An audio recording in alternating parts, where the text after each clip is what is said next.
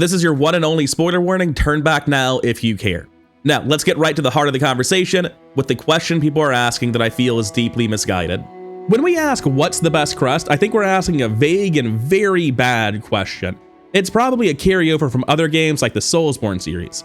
There are games where the vast pool of weapons in front of you is limited by your total level, where you attributed your stats, what weapons that allows you to equip, which ones you can scale well, where you put your finite number of upgrade materials. And it matters a lot what the overall best is when swapping weapons is difficult. You have to take the highs with the lows. But that's not how Silksong works. You can switch between crests constantly with almost no investment. Getting back to the question at the heart of this video, I think a lot of the time when people ask that broad, open-ended question, what is the best crest? The implied full question is, the discussion centers around this idea of what is the best crest across the whole of Silksong, which is a question with no answer.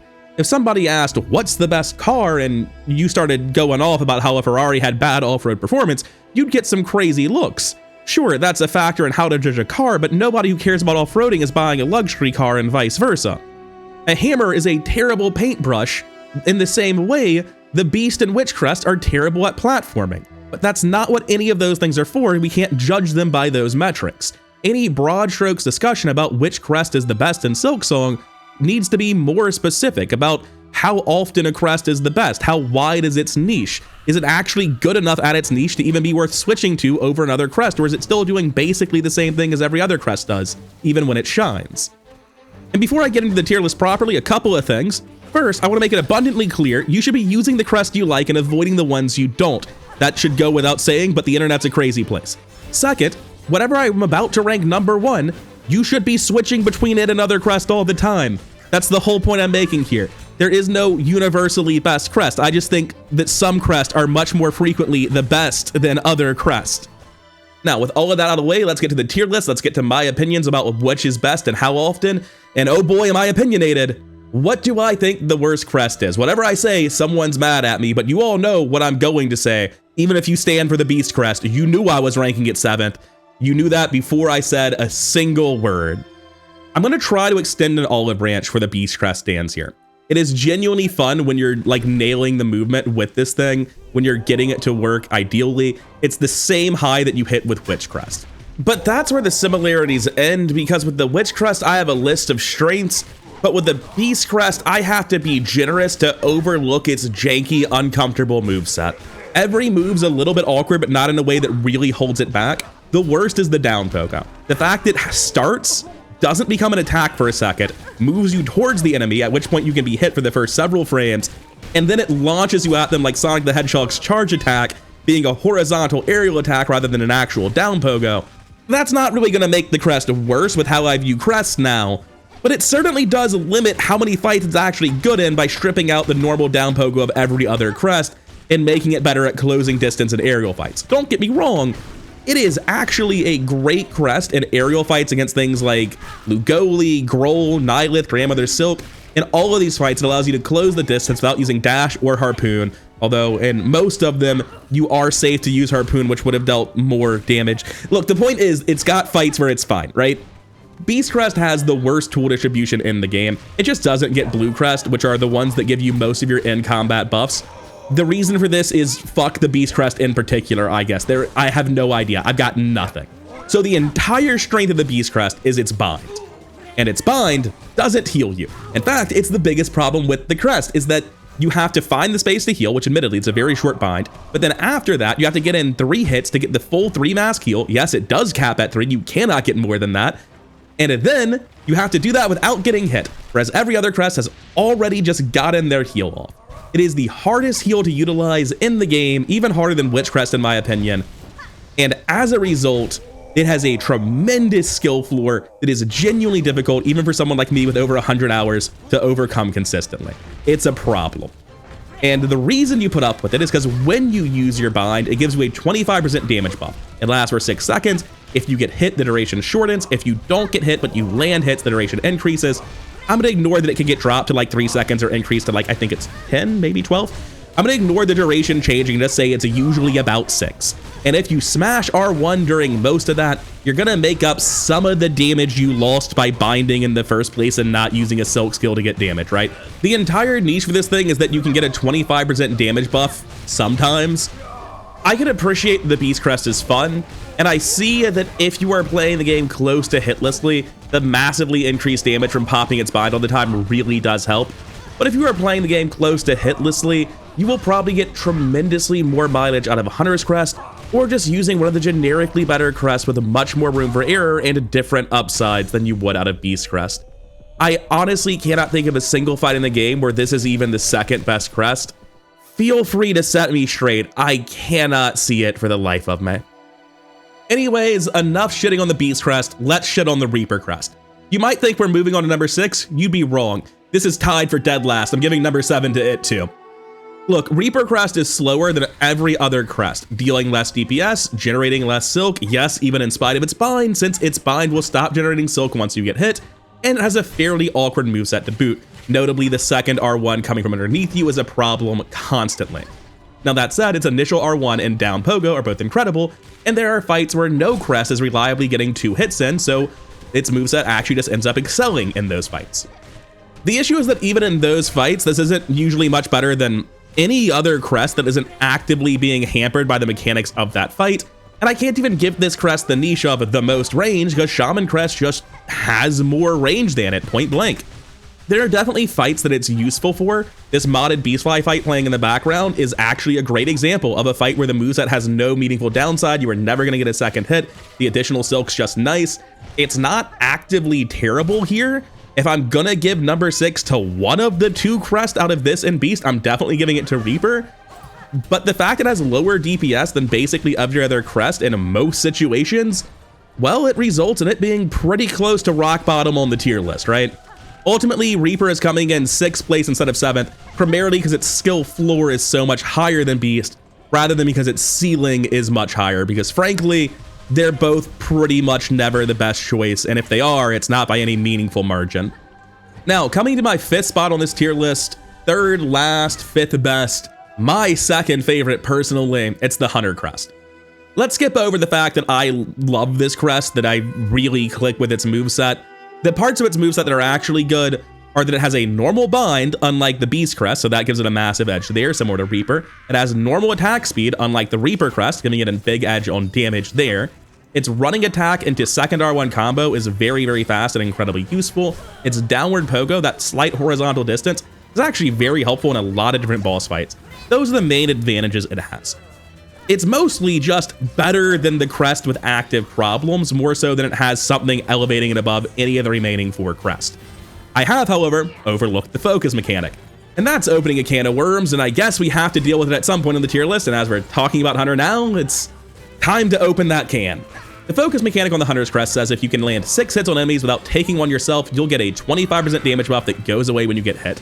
Once you finish Eva's questline and get it to the 2nd level, once you get to 12 hits without taking damage, it goes up to 40%. And again, once you get hit at all, it resets to 0. This is difficult. I have over 100 hours in the game. I will notice this pop on all the time. I will also notice it going away after a couple of hits most of the time. This is not something that anyone's reliably using without either being an absolute god gamer or practicing the shit out of one specific fight. It still exists. It's still valuable. But from a casual playthrough perspective, I cannot really in good faith say that it's meaningfully elevating the crest. It's just a little bit of free damage that happens without really being in your control until you get insane at a fight. And when I try to evaluate it, like if you're insane at a fight, how do I feel it compares to other crests? Well, if you're getting it to focus level 2 and keeping it there, it's the best crest in the game, or at least competing for the top spot in every single fight in the game. However, it's a fairly abstract discussion, right? Because if you're beating a boss hitless, it sounds like you won with no difficulty with every single crest in the game. I genuinely cannot say that I think the focus mechanic moves the needle for the Hunter Crest power evaluation.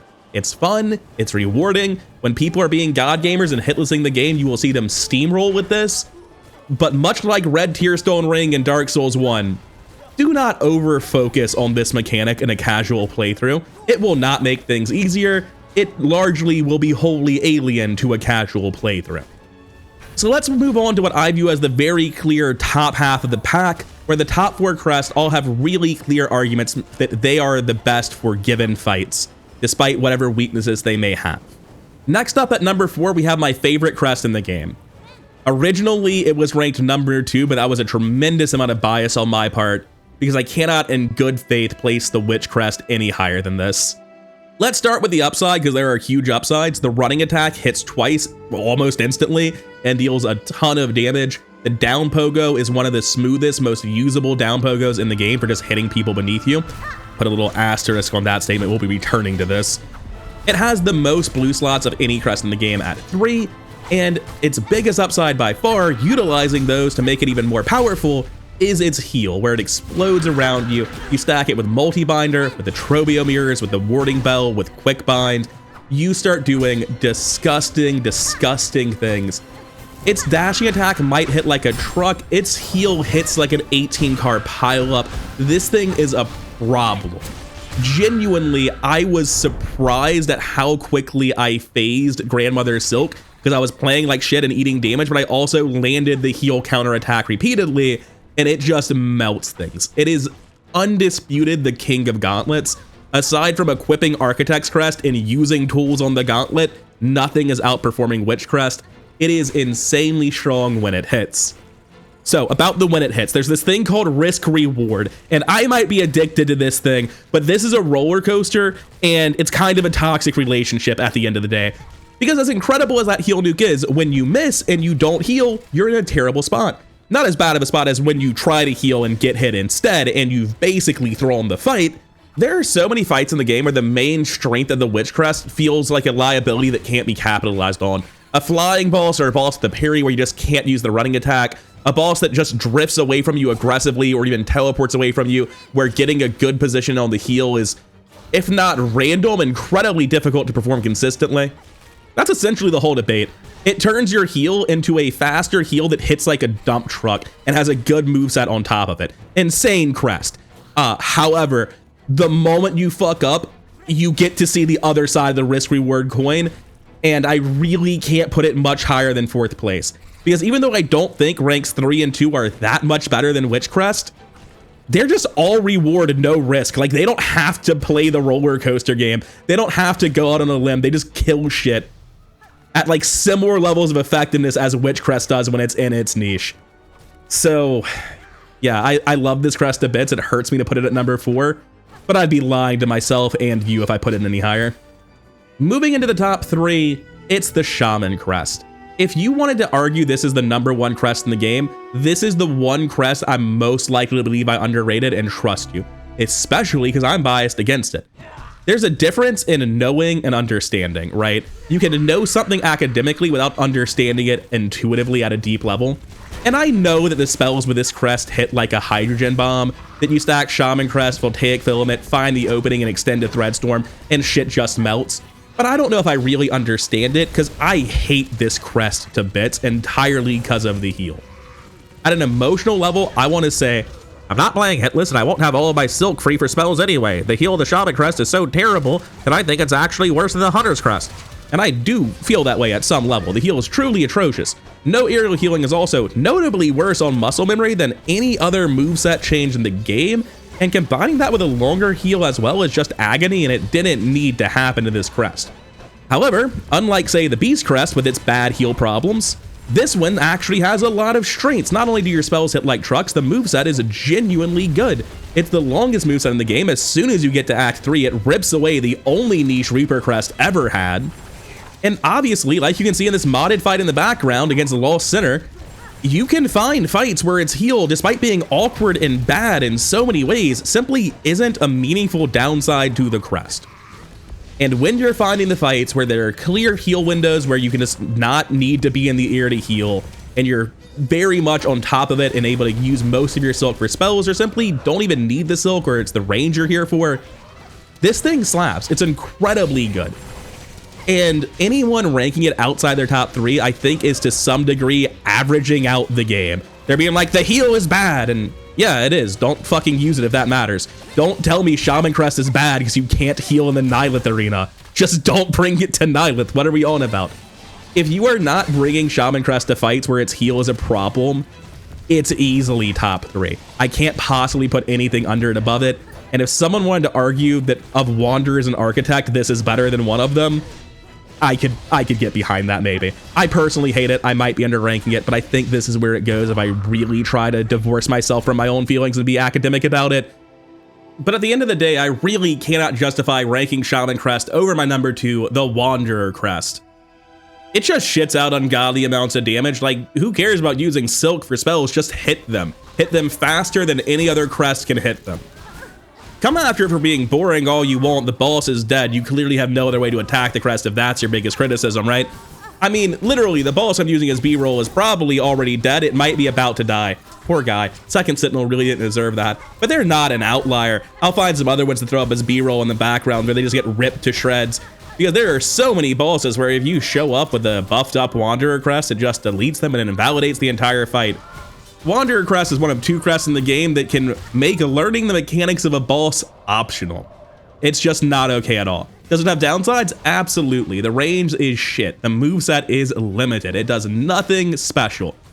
In any fight where you're not able to spam R1 because the boss is constantly moving away from you and you're only able to get 1 hit, then pause, then another hit, most other crests can match the tempo. But in any fight where the boss is just letting you be the R1 spam machine that Wanderer wants you to be, it is upsettingly good at its job. In every single fight where there is a grounded boss letting you spam R1 on it, this is competing for the top spot. If the boss has a remotely low HP pool, this will usually be the best crest. It is frequently and catastrophically better than almost every other crest in the game, but I'd say a good half the fights in the game are fights where it's somewhat towards the middle of the pack. There are absolutely fights where Wanderer's Crest insane DPS is not able to be manifested in a meaningful way, and other crests get a moment to shine. The number 1 crest in the game is never in the middle of the pack. Maybe another crest can steal the top spot for a minute or 2, but I'd be hard pressed to tell you a fight in the game where the Architect's Crest isn't at least the 2nd best crest in the game. In my original crest discussion video, I missed an incredibly important detail about the Architect's Crest, and that is the Plasmium Overdose exists and is fucking broken. There are maybe 2 fights in the game where you should be even a little bit worried about dying while in the Plasmium Overdose state. Is Biowater giving you a hard time? Drugs. Copious amounts of drugs. Ignore the maggots, ignore Groll, collect your ticket to Act 3. The crest may as well just make you fucking unkillable. Entering the Plasmium Overdose state may as well play the credits immediately. This is essentially the only crest with meaningful defenses. Sure, Wanderer hits more and generates more silk. Reaper's Bind generates more silk. But those are absolutely nothing compared to passively regenerating HP this quickly. Oh, do you want more than that? Is being an unkillable god? Okay, more than that, fine. It's not like it's out of strengths, it's got a lot else too. First of all, the moveset is entirely sufficient. I don't like its pogo. I struggle to state a thing the moveset's doing better than other crests other than its power attack, but its moveset is in no way bad or detrimental. Its power attack is easily the most broadly useful power attack in the game, and even if they nerfed the Flint Slate interaction where it stacked way too effectively, it still hits like a truck even without buffing the damn thing. Just the basic moveset of this pen is not bad at all. It's not holding it down in any way. That's a completely normal heal. The main restriction to its heal being useful is that you want to use your silk making more tools, but you don't need to heal if you're Plasmium Overdosed. So unlike crests like the Beast Crest where you're trying to get the damage buff out of it, or the Shaman Crest where you want to be casting spells, you actually just don't care about the silk economy with this because you stop needing silk to heal in the first place. And with that tool bind, you have unlimited tools allowing you to cheese fucking basically anything. Basically every flying boss is easier and cheesable with unlimited tools, notably unlimited cogflies. But I mean, hell, what boss isn't weak to cogflies? You could use other more interactive tools if you want, curve sickles and delver's drills, and there's a lot of random bullshit you can pick from. But frankly, when I'm using Architect's Crest, I already kinda feel like I've hit the skip fight button and can't be bothered giving a shit anymore. If you go watch my boss fight tier list, every single fight where I'm using Architect's Crest, I play like absolute shit because I don't care once I equip this because I've already won. I've disconnected the moment I equip this thing. It is strong to the point of trivializing the game and exists in a different realm from every other crest because of Plasmium Overdose. It does have one meaningful downside. I mean, aside from robbing you the experience of fighting a boss properly, but hey, Wanderer had that too. No, the real downside is shell shards, and the shell shard economy just kind of sucking to engage with. It's hard to justify spending resources to kill a boss or do anything else when most of the time you could have succeeded after a few tries with a different crest for free. The downsides, you will notice, are not related to the performance of the crest when you're actually using it, just the gameplay systems around it. Me personally, in future playthroughs, I'm gonna install a mod to make shell shards infinite and also pretend the Architect's Crest doesn't exist, because being frank with you, neither of these things are making the game better. Anyways, thank you for coming to my TED Talk. Be sure to hit the like and sub buttons on your way out. I'd also encourage you to please the algorithm gods by leaving a comment, maybe slander the Architect Crest because it doesn't deserve to be happy, or say that I severely underrated whatever crest you stand for, probably the Beast Crest. Regardless of whether or not you want to help me out with the fickle and ineffable gods of the algorithm, I appreciate you watching this far. I hope you have a wonderful evening, and I'll see you in the next one. Hopefully you can forgive me for getting a lot less thoughtful and serious after those opening paragraphs.